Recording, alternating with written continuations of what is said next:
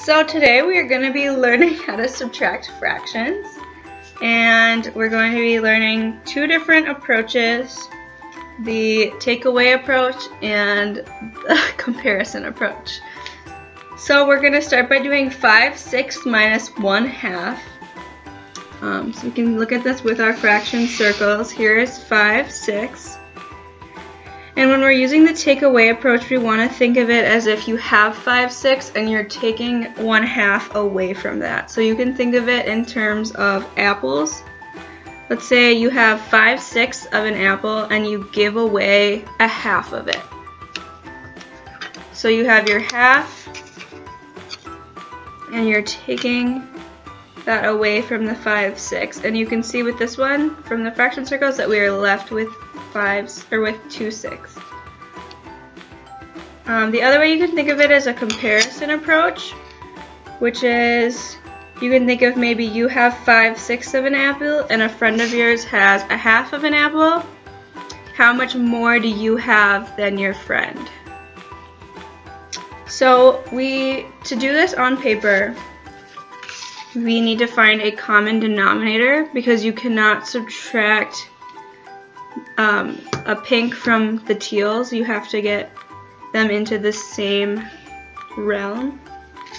So for this one, we can use 6 as our common denominator because we know that 6 equals 2 times 3. So all we have to do is multiply our 2 by 3 and then our 1 by 3 as well. So it's the same fraction.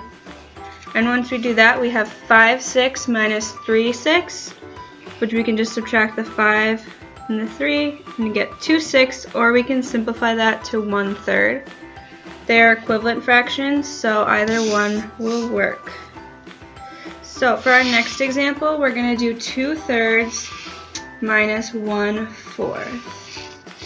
So this is our orange ones, 2/3, and our yellow is a 1/4. So again, we can do either takeaway or comparison. So we have our 2/3, we're giving away a 1/4 of it, so we're taking about this much away. Or you can think of it as you have 2/3 of an apple, your friend has a 1/4 of an apple. How much more do you have than your friend? So again, we need to find a common denominator for 2/3 minus 1/4. One easy way to find a common denominator is to just multiply both of your denominators together. In this case, you can do 3 times 4, which equals 12, and then that will be our denominator. So we need to multiply the 3 times 4 to get 12, and then we need to do the same thing to the top as we do to the bottom. So we'll multiply the 2 times 4 as well. And then with the 4, we multiply it by the 3 to get 12, and then we do the same thing on the top. So our fraction will end up being 8/12 minus 3/12, which equals 5/12. So I have one last example, 5/8. 1, 2, 3, 4, 5 minus 1/3. Again, we can think of it in two different ways. The comparison approach, where you have 5/8, a friend of yours has a 1/3 who has more. Or the takeaway approach, where you have 5/8 and you're giving away 1/3. How much are you giving, or how much is left after you give that away? So again, we need to find a common denominator to subtract this, because as you can see, we can't really subtract a 1/3 from the 5/8.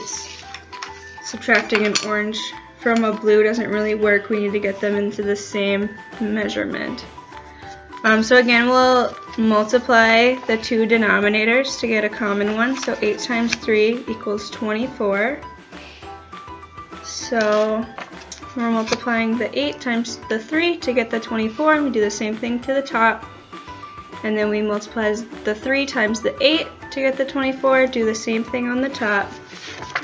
And we'll get 15/24 minus 8/24 equals 7/24. and that is in simplest form. So that's how you subtract fractions.